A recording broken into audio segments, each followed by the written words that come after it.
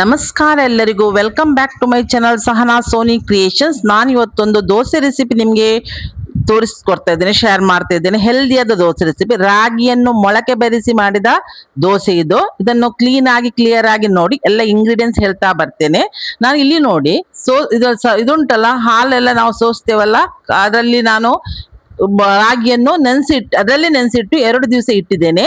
ಒಂದು ಲಿಡ್ ಮುಚ್ಚಿ ಇಟ್ಟ ಕೂಡ ನೀರೆಲ್ಲ ಅದರಲ್ಲಿ ಇಳಿದು ಬಿಟ್ಟು ಈ ತರ ನೋಡಿ ಗಟ್ಟಿಯಾಗಿ ಅದು ರಾಗಿ ಮೊಳಕೆ ಬಂದಿದೆ. ಎಷ್ಟು ಉದ್ದದ ಮೊಳಕೆ ಬಂದಿದೆ ನೋಡಿ, ಒಳ್ಳೆ ರಾಗಿ ಮೊಳಕೆ ಬರ್ತದೆ ಇದು. ನಾವು ಹೆಸರನ್ನು ಹೇಗೆ ಮೊಳಕೆ ಬರೆಸ್ತೇವೆ ಅದೇ ತರ ರಾಗಿಯನ್ನು ಮೊಳಕೆ ಬರೆಸಿ ದೋಸೆ ಮಾಡಿದ ಹೆಲ್ತ್ಗೆ ಭಾರಿ ಒಳ್ಳೇದು. ಇದನ್ನೀಗ ನಾನು ಮೆಲ್ಲ ತೆಗೆದು ಬಿಟ್ಟು ಒಂದು ಬೌಲಿಗೆ ಹಾಕ್ತೇನೆ. ಮತ್ತೆ ಇದನ್ನು ನಾನು ಮೆಜರ್ಮೆಂಟ್ ಎಲ್ಲ ತೋರಿಸ್ತೇನೆ. ಐಟಮ್ ಏನು ಹೆಚ್ಚು ಬೇಡ ಈ ದೋಸೆಗೆ.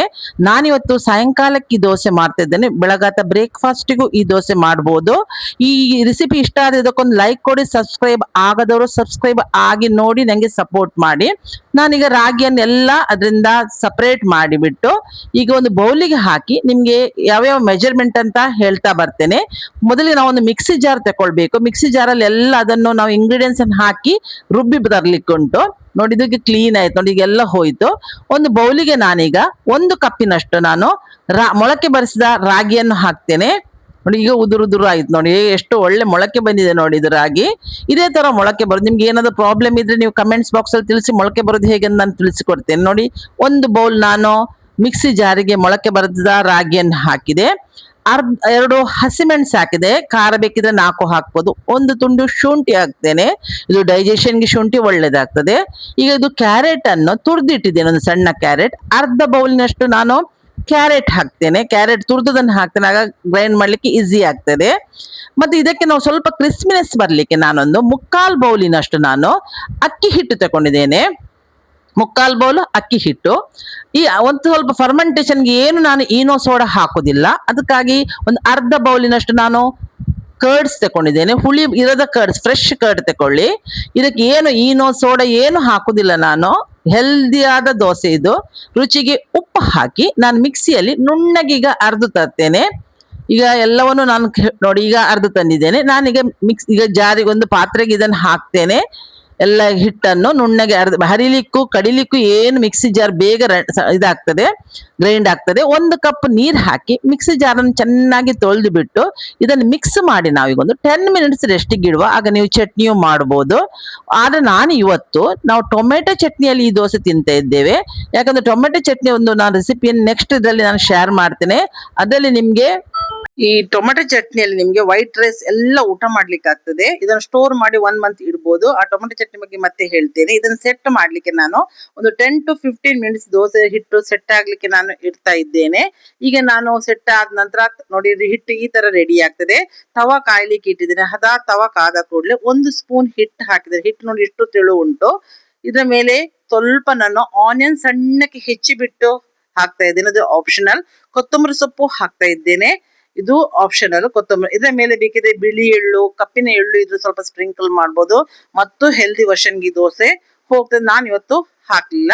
ಇದನ್ನು ಲಿಡ್ ಸ್ವಲ್ಪ ನಾನೀಗ ಒಂದು ತೆಂಗಿನೆಣ್ಣೆ ಹಾಕ್ತೇನೆ. ನಮ್ಮಲ್ಲಿ ಕೊಕೊನಟ್ ಆಯಿಲ್ ಎಲ್ಲದಕ್ಕೂ ಯೂಸ್ ಮಾಡುದು ನಾನು.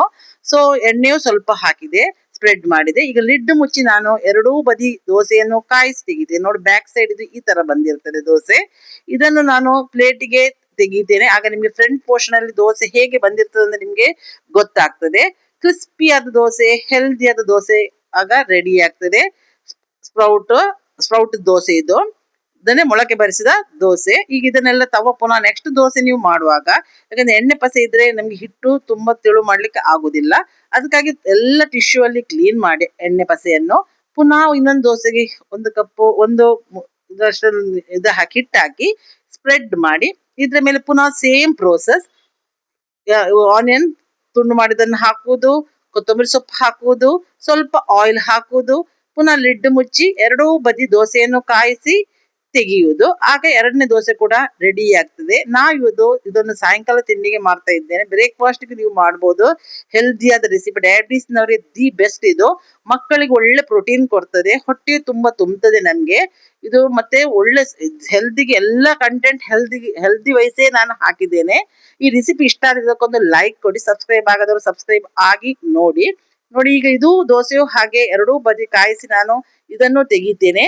ಇದು ತೆಗೆದ ನಂತರ ಪುನಃ ಇದೇ ತರ ಸೆಕೆಂಡ್ ಟೈಮ್ ಮಾಡುವಾಗ ಎಂತ ಮಾಡ್ತೇನೆ, ಪುನಃ ತವವನ್ನು ಕ್ಲೀನ್ ಮಾಡಿಬಿಟ್ಟು ನೋಡಿ ಎರಡೂ ಬದಿ ಕಾಯ್ದು ಕ್ಲೀನ್ ಮಾಡಿ ತವ ಕ್ಲೀನ್ ಮಾಡ್ತೇನೆ ಪುನಃ ಟಿಶ್ಯೂ ಅಲ್ಲಿ. ಪುನಃ ಒಂದು ದೋಸೆ ಒಯ್ದು ನಿಮ್ಗೆ ಟೊಮೆಟೊ ಚಟ್ನಿದು ಹೇಗೆ ಬಂತಂತ ಟೊಮೆಟೊ ಚಟ್ನಿಯನ್ನು ನಾನು ನಿಮ್ಗೆ ಇವತ್ತು ತೋರಿಸ್ತೇನೆ. ಇದೊಂದು ನಾನು ಒಂದು ಬೌಲ್ ಇದರಲ್ಲಿ ಡಬ್ಬಕ್ಕೆ ಹಾಕಿಟ್ಟಿದ್ದೇನೆ. ಗ್ಲಾಸ್ ಜಾರಿಗೆ ಹಾಕಿದ್ರೆ ದಿ ಬೆಸ್ಟ್. ಈ ತರ ಟೊಮೆಟೊ ಚಟ್ನಿ ರೆಡಿ ಆಗ್ತದೆ. 1 kg ಟೊಮೆಟೊದ್ದು ಚಟ್ನಿ ಕಡಿಮೆ ಇಂಗ್ರೀಡಿಯೆಂಟ್ಸ್ ಅಲ್ಲಿ ಈಸಿಯಲ್ಲಿ ಮಾಡೋ ರೆಸಿಪಿ. ನೆಕ್ಸ್ಟ್ ರೆಸಿಪಿ ಅದು ನೀವು ಫಾಲೋ ಮಾಡಿ ನಾವು ಇದನ್ನು. ಹಾಗೆ ನೆಕ್ಸ್ಟ್ ರೆಸಿಪಿಯಲ್ಲಿ ನಿಮಗೆ ಟೊಮೆಟೊ ಚಟ್ನಿ ಸಿಗ್ತದೆ. ಇದನ್ನು ವೈಟ್ ರೈಸಿಗೆ ಆಗ್ತದೆ. ನಾನು ಇವತ್ತು ದೋಸೆಗೆ ಯೂಸ್ ಮಾಡ್ತಾ ಇದ್ದೇನೆ. ರೆಡಿ ಮಾಡಿಟ್ರೆ ಎಲ್ಲದಕ್ಕೂ ರೆಡಿ ಆಗ್ತದೆ. ಈ ನೋಡಿ ನಾನು ಪುನಃ ಹೇಳ್ತೇನೆ, ಈ ರೆಸಿಪಿ ಇಷ್ಟ ಆದ್ರೆ ಇದಕ್ಕೊಂದು ಲೈಕ್ ಕೊಡಿ. ಸಬ್ಸ್ಕ್ರೈಬ್ ಆಗದವರು ಸಬ್ಸ್ಕ್ರೈಬ್ ಆಗಿ ನೋಡಿ ನಂಗೆ ಸಪೋರ್ಟ್ ಮಾಡಿ. ನಾನು ಸಹ ಬರುವಾಗ ಒಂದು ಒಳ್ಳೆ ವಿಡಿಯೋದಿಂದ ಬಂದು ನಿಮ್ಮನ್ನು ಮೀಟ್ ಮಾಡ್ತೇನೆ. ಅಲ್ಲಿವರೆಗೆ ಬಾಯ್. Thank you.